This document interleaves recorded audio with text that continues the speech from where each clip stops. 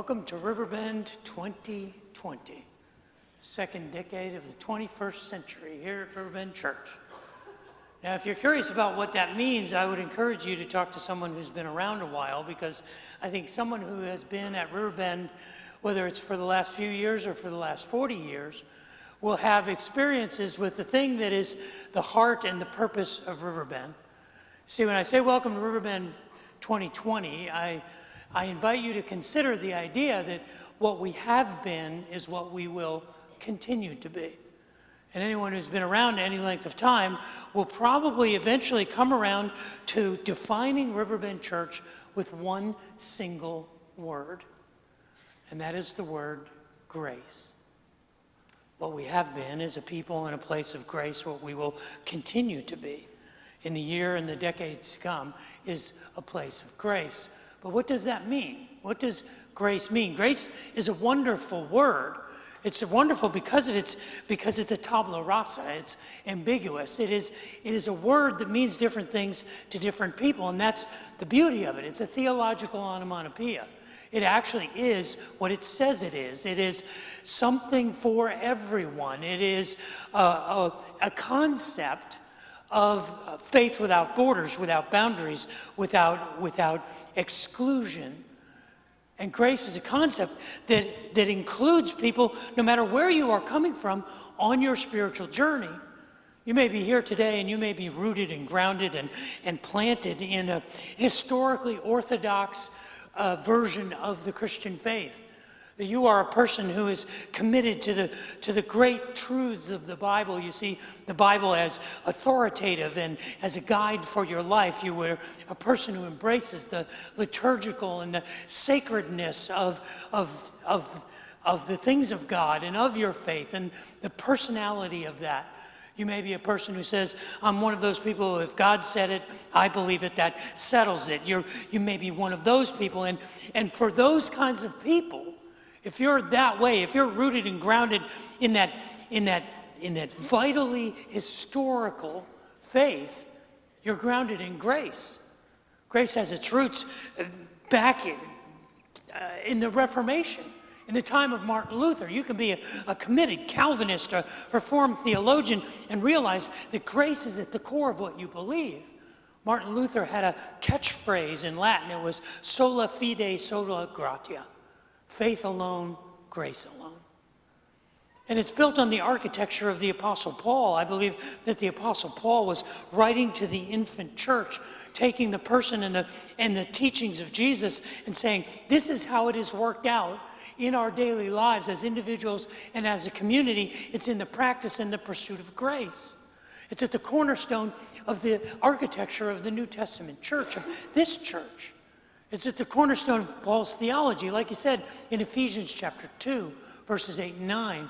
For by grace you are saved through faith, and it's not of works. It's nothing that you or I do. It doesn't depend on how good or how bad we are. It is a gift from God. And it's a gift from God so that none of us can take pride in our accomplishments. This is the nature of grace, if you are rooted in that historical, biblical orthodoxy of the Christian faith. But grace is also revolutionary, and it's radical, and it's street level, and it gets its hands dirty. Because grace is a concept that champions the underdog and the outcast and the misfit. It is a faith without borders, or a faith without boundaries. It is a faith that encourages tolerance and acceptance and inclusion, not exclusion. It's a faith that's about both and, not either or, not inside or outside, not included or excluded. This is the reality of grace in our culture, in our daily lives.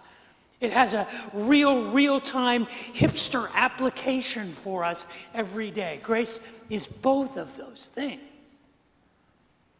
But what is grace really? What does it mean when I say we are Riverbend Church, and our vision in 2020 is to be a people and a place in pursuit of grace? What does that really mean? Well, today I want to break that down, and I want to begin by defining what that means, by defining what it's not. What grace is not. What does it mean to run up against the limitations of grace. What are the boundaries of grace? What are the limitations of grace? Is it possible to have too much grace?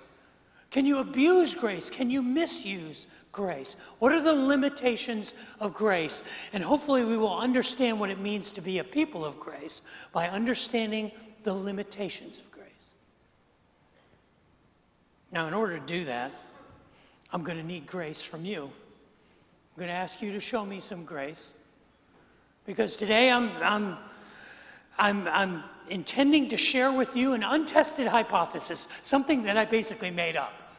And I hadn't said it out loud to anybody until the 8:30 service today. I've said it twice now, and nobody has like booed or shot me or anything like that. So, but I need grace from you. I need grace to kind of think with me experimentally, to think with me outside of the box a little bit. And I'm going to need grace from you because today I'm going to try and be authentic. I'm going to try and strip everything down, and I'm going to be confessional. I'm going to tell you some things about my own struggles that I'm not proud of, things that I would rather keep quiet about, but I'm going to ask you for grace, because in understanding what the limitations of grace are, you have to understand the process that I believe we all go through, that I certainly am going through. And then I'm going to need grace from you, because I'm going to do something that I don't ever like to do, and that is I'm going to be critical of you. I'm going to criticize you. I'm going to criticize my brothers and sisters, not just here at Riverbend, but people who are followers of Christ. I think we need to point out something critical that we're doing wrong. And I need your grace in this. So not only is this a study of the limitations of grace, I am asking you to put grace into practice this morning. And because of that, and because of the difficulty of that ask, I'd like to pray right now. Would you pray with me?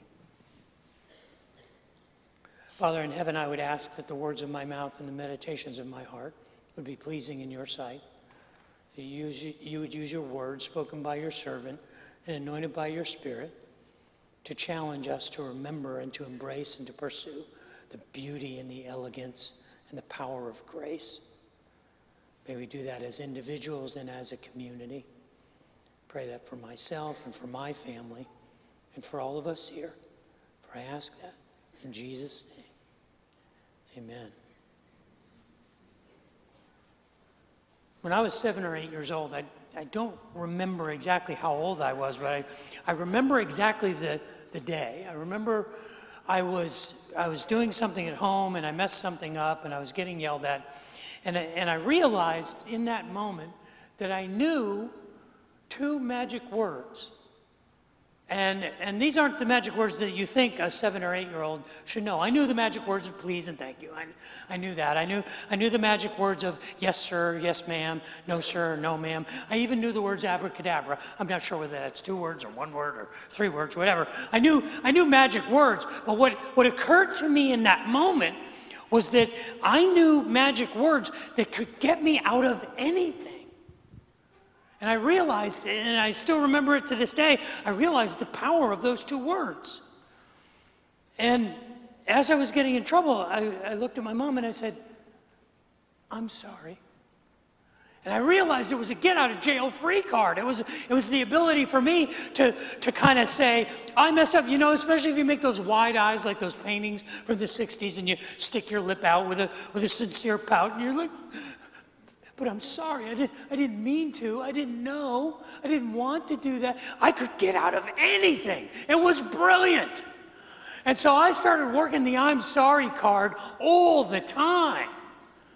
And I don't remember how long I worked it for, but I remember the day. We were riding in the car, and I did what I always did in the car with my sister in the back seat, which was I taunted her and I provoked her. And I, pulled her hair, I teased her. I would just try and get her to do something that would get her in trouble. And I don't know what it was, but I think I punched her or something like that. And she started crying, and my mother, who was in the passenger seat, turns around, she said, David! And so I pull out the get out of jail free card, and I stick out my lower lip. I'm sorry. And my mother went, no, You can't say that if you don't mean it.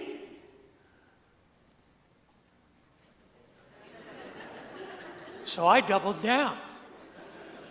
And I said, I'm sorry. And she said, no, you're not going to get away with that anymore. Those words don't mean anything if you don't mean them. And what I didn't realize, and there's no way I could have realized this as a 7 or 8 year old boy, I was doing some deep theological thinking right there. This was deep philosophical considerations. This was deep theology. It was 30 or 40 years before I realized the significance of that, because what I was exploring were the limits of grace. Was there something that was beyond forgiveness? Was there a limitation on what grace would cover me in? What were the limits of grace? And this is an important question. It's a vital question. Especially if we are saying we are in pursuit of being a people in a place of grace. If our vision, if our history, if our identity is wrapped up in this idea that we are a people of grace, then what are the boundaries? What are the limitations of it? What are the misuses and abuses of grace? And it's important for us to know that as individuals and as a community, to understand those limitations. But it's also important for us, if we want to live above regret. Last week we began a conversation about the possibility of living above regret, living a regret-free life, living an unapologetic life. And I suggested that regret is unavoidable, but it's not unredeemable. And we began to create a compound that I believe creates a vaccine against the virus of regret. Because if we're all susceptible to it, how do we live beyond it? How do we live above regret? And the chemicals in that compound, the spiritual pharmaceuticals, are found in 4 verses in Paul's letter to the church in Philippi. It's there in Philippians chapter 4, beginning at verse 4, where he lays out the ingredients of this vaccine. The chemistry of it, the theological pharmacology. And he begins by saying, rejoice in the Lord, or have a joyful hope in the Lord. Rejoice in the Lord always. And again, I tell you, have a joyful hope. And let your gratefulness, let your gentleness, let your grace be known to everyone. May everyone see it and understand it and appreciate how they experience it in you because of the proximity that you have to God, because the Lord is near. He's near to you. Don't be anxious about anything. Don't be worried or fretting about things that you can't control. Understand what is yours to worry about and what is not. But in every situation, every day, trust that you can confidently and boldly, that you can bring your request to God, that by prayer and petition, by remembering the things that you're grateful for, and with an attitude of thanksgiving, you can lay all your needs out before God. And then your life will be guided by a peace, and your heart and your mind will be protected by and guarded by. Your emotions, the things that you think and the things that you feel will be guarded by a peace that is beyond explaining, that is beyond words, that peace that will guard your hearts and minds in Christ Jesus. And in this formula, the second ingredient in this compound is the compound of grace. Do you know what a maglev train is? You know what a maglev train is? Maglev is cool. I wish we had more maglevs. There's only basically 5 or 6 operational maglev trains in the world. Maglev means magnetic levitation. And the theory of it is very simple. In fact, the patents for maglev transportation have been around for 70 or 80 years. The technology, the theory has existed for over 100 years. It basically uses magnets. You know, the magnets that you play with? And I think we all know how magnets work, don't we? I mean, if they have a similar polarity and you put them next to each other, they repel. If they have opposite polarity, they attract. Well, it's using that attraction or repulsion of a magnet to lift and to propel a vehicle down a track. It's magnetic levitation, and it's a concept that has been around for a long time. The problem is, in getting it to work, you run into the problem of the physics of it. And the second law of thermodynamics, which talks about the dissipation of energy, and unless you have an environment where you have a superconducting environment, which is at the temperature of liquid nitrogen, which is 77 degrees below 0 Kelvin, which is not a sustainable environment, unless you have it, you have to compensate for the second law of thermodynamics and entropy and all of these things, which makes it really problematic, but not impossible. That's why there's only 5 maglev trains in the world. One of them, the fastest and the most interesting, is in Shanghai. If you go from the Shanghai airport to outskirts of Shanghai, you can ride on the Shanghai Transrapid. And it's the longest transrapid transportation or maglev transportation system in the world. It's 19 miles. It goes those 19 miles in under 7 minutes. It has a speed of over 370 miles an hour. That is so cool. But here's my theory. My theory is that grace has these 2 poles. That grace has opposite polarity. And grace operates friction-free in between 2 powerful poles. And the limitations of grace are determined by the strength or the power of those 2 poles. And those 2 poles are identified for us in Philippians chapter 4, verse 5. In Philippians chapter 4, verse 5, the Apostle Paul says, your gentleness, the gentleness of you, let it be known, let it be gnosko, let it be understood, let it be experienced to the point where they know the reality of it. Let them know this gentleness that is in you and that they experience because of the nearness of the Lord to you. And the first pole is the word for gentleness. And it's the word epi-I-kes.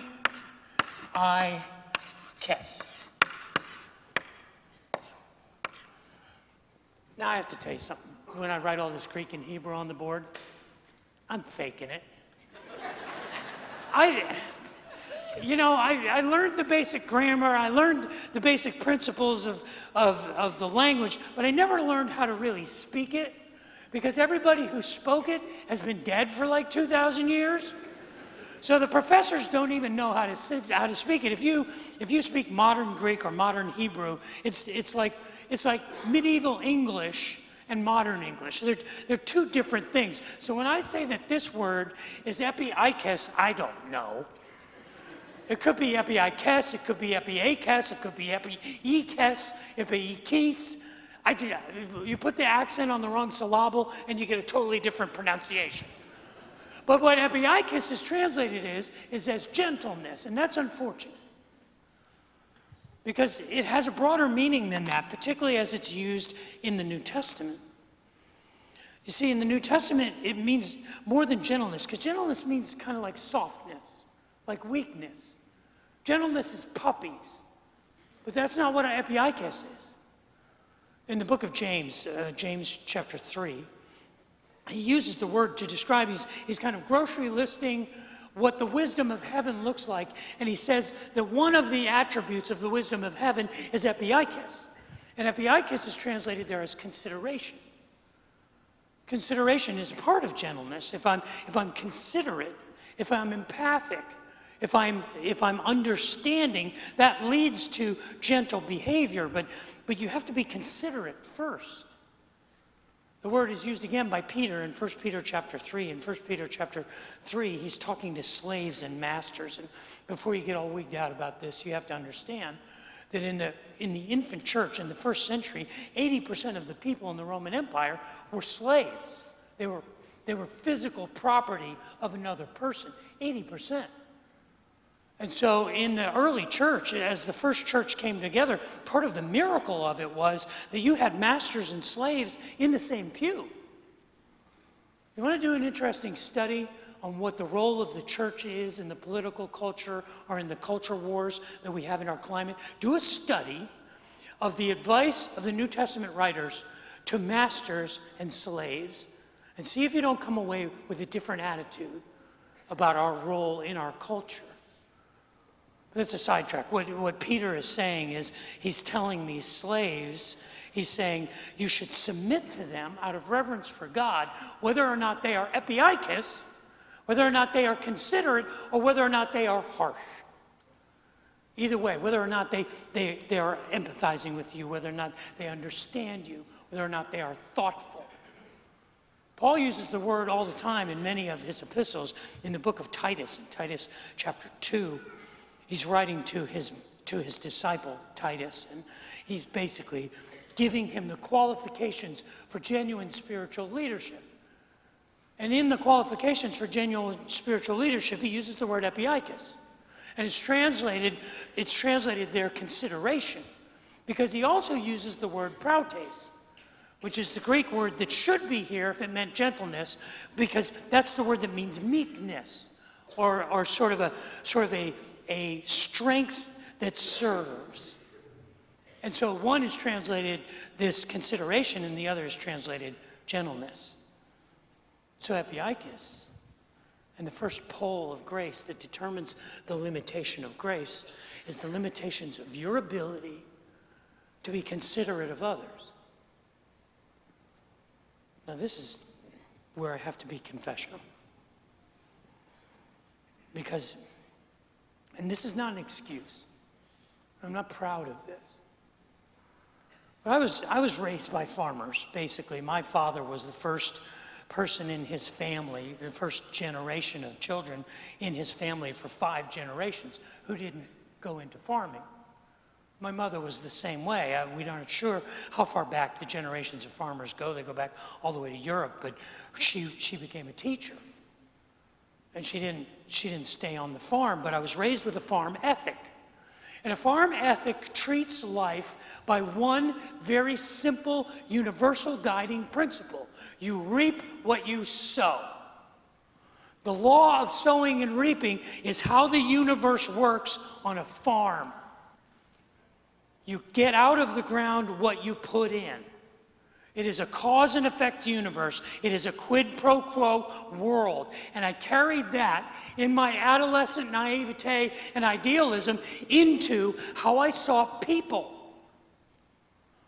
Because when I saw a person who was having a bad time, when I saw a person who was struggling, or I saw a person who was having bad things happen to them, my ethics said, what did you do wrong?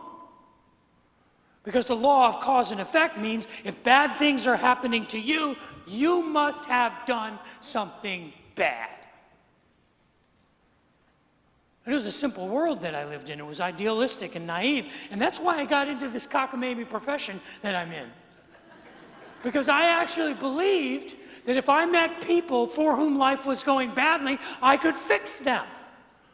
I could fix them by saying, hey, your life is going badly. I know how to make it go well, so just do what I'm telling you, and your life will be good. And then I got run over by the maglev train of reality. I remember I was working with students, and there were 2 boys from the same family. And one of the boys was an angel. One of the boys was one of those compliant, eager, one of the kids that you loved having around, and they were kind of a leader, and they were outstanding. They were a great student. He was angelic. It was perfect. And his brother was the devil. He was evil. He took every opportunity to just push back on everything. And I'm looking at them, and my quid pro quo world said, if you are a good child, you must have good parents. And if you are a bad child, you must have bad parents. But they had the same parents. So my paradigm exploded, and all of a sudden I had things going on that I couldn't explain. The equation wasn't balancing. And then it didn't take long before I encountered hundreds of people who were coming to me and saying, why is this happening to me? Why did this happen to my child? What did I do wrong? Am I a bad person? And in that equation, there was no explanation other than bad things happen to good people. And so I had to dismantle that idea that because I am having good things happen to me, I must be a better person than the person who's having bad things happen to them. Because this is where grace comes into play. This is where epieikos comes into play. Because it's that ability to see another person's journey as no different than your own. It brings everybody down to the same level. And I'm ashamed to admit it, but I made incremental progress till I got here. And I walked into this place 15 years ago, and I had never experienced a place where people were open about their struggle, where people were in recovery and people were rehabilitating their lives, and where people were not afraid to wear their damage in the open. And these were good people, and they are good people, and you are good people. And I realized that there is no difference between me and the guy who's standing on the side of the road with a sign because he needs money for meth. And he looks like his life is hanging by a thread. There is no difference between him and me. That's epieikos. And the limitation of grace, the first limitation of grace is, can you or I consider equality with that person to be genuine? Or am I so wrapped up in what I think of myself and how little I think of them? Let your gentleness, let your epieikos be so evident to everyone that they know it by experiencing. That's literally what it says.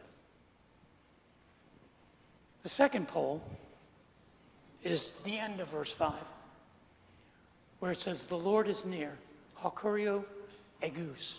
And I don't know if it's pronounced egus, or if it's agus, or Lego my egus, or whatever. But it means the word near. And when we use the word near, we use the word near in sort of a spatial or a temporal sense, like it's nearly time, or the time is close. It's a temporal sense of proximity, or it's a spatial sense of proximity. It's temporal or spatial. It has a reflection of the idea of the closeness or the shortness of the time. And that's how the word egus is often used in the New Testament. But it also has a metaphorical implication. And the metaphorical implication is that it means the influence of that proximity, the influence of the presence of that reality. It's like when we were kids and my dad was out of the house, I behaved one way. But when my dad was near, I behaved a different way. Or when my mom would say, your dad's on his way home and he's going to find out about that, to which I said, I'm sorry. And then I was sorry. But it's this idea that there's an influence in the presence, and the proximity of that presence determines the power of that influence, because the Lord is present in your life. And the limitation of this limitation of grace is, how intimate are you with Him? Now that intimacy there's no formula for it. I wish there was. I wish there was a way that I could hand you a checklist. Here's the 8 things you need to do to be intimate with God. And you just check them off and go, oh, there's God right there in front of me. It doesn't work that way. We do it, we create a matrix of relationships and of studies and of support groups and of activities. And we do that because every one of us, you have to hand make your intimacy. I can't make it for you. I can't give it to you. I can point the way, I can walk with you. But I can't provide that intimacy. It's a very, very personal thing. It's intimate. And the limitation of grace on this side is the limitation of the proximity and the influence and the presence of God in my life. And that's a very personal thing. It's a very powerful thing. And this is where I have to be critical of some of you. and of some of my brothers and sisters in the church at large around the world. Because I believe that the size of our grace and the scope of our grace is directly proportional to the intimacy we have with the power of God. That if you have a small God, you will have a small grace.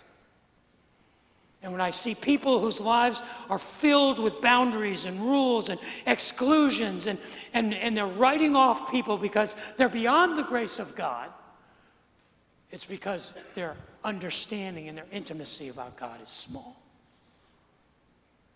But if you have a great God and you understand and you hear God's great love for you, and that love is almost without limit. You cannot even reach the limits of the grace of God. To have a great intimate God is to have a great grace. An inclusionary grace. Not an exceptional grace. An accepting grace. And so when I see people who are struggling to say, I can't get along with this person or with that group, I can't really associate with them because they're beyond the grace of God. I question your intimacy with him. See, if you want to understand this is my hypothesis, my theory, it's kind of like this. What is the limitation of grace? Grace is limited by us. First of all, it's limited by our capacity to love, our capacity to understand, our capacity to be empathetic, our capacity to see everyone else as on our level, in the same boat, struggling just like we are, a fellow sojourner. The other limitation has to do with my faith. Do I believe that God is big enough, that his grace is greater than any person's disobedience or rebellion? Do I believe that the grace of God is sufficient for whosoever will? Do I believe that? What is the limit of my faith and what is the limit of my love? That is the limitation of grace.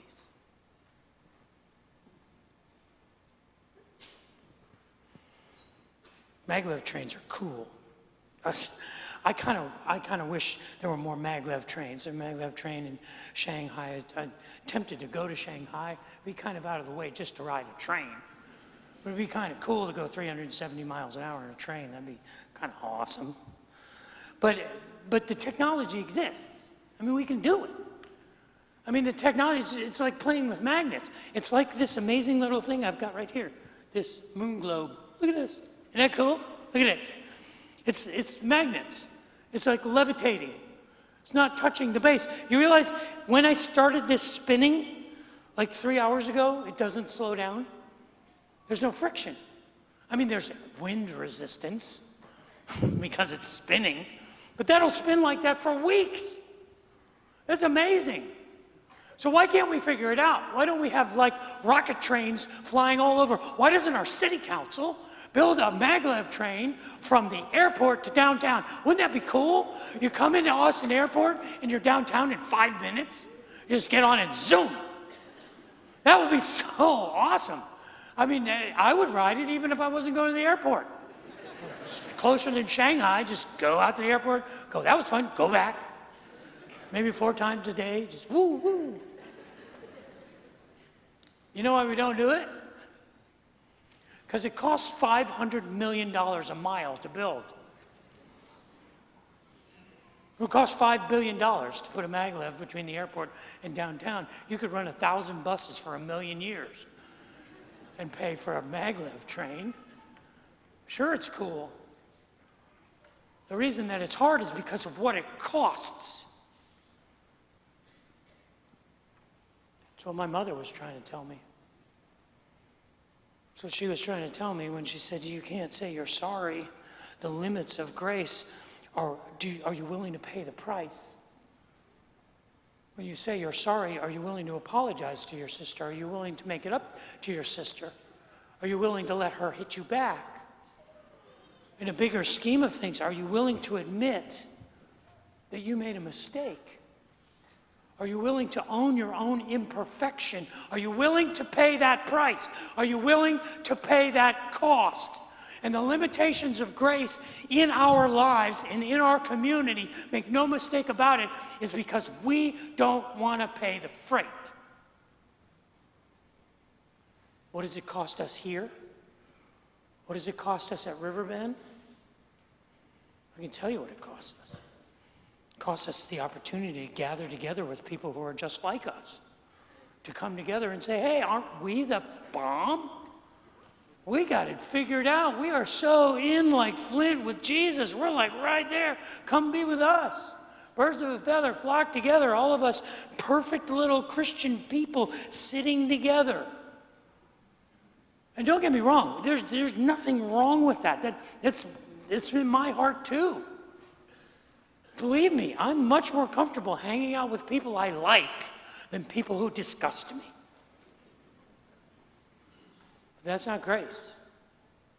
And if we are going to be a people of grace, and we are going to pursue the practice of grace, and we are going to be a place of grace, we have to count the cost, which means including people who disgust us, people whose lifestyle choices or whose moral choices or people whose practices we look at and we wonder,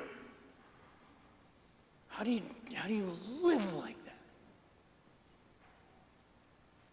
You are not beyond the grace of this place. You're not beyond the grace of these people. And that's asking a lot. When I ask for your grace, I'm asking for a lot from you. And that's not for everybody. Because it's messy. And it's hard. It's the road less traveled. It's hard to say, oh, we're the good guys when we say, no, everybody's the good guy. It's harder to be a place of grace. And I know it's not for everyone. And I know I'm not sorry about that. Because that is who I believe this place is called to be, who we are called to be. We are called to be people who pursue being a place and a people of grace. And so when I say, welcome to Riverbend 2020, I mean welcome to the pursuit, to become a people and a place of grace, no matter the cost. Welcome to Riverbend 2020.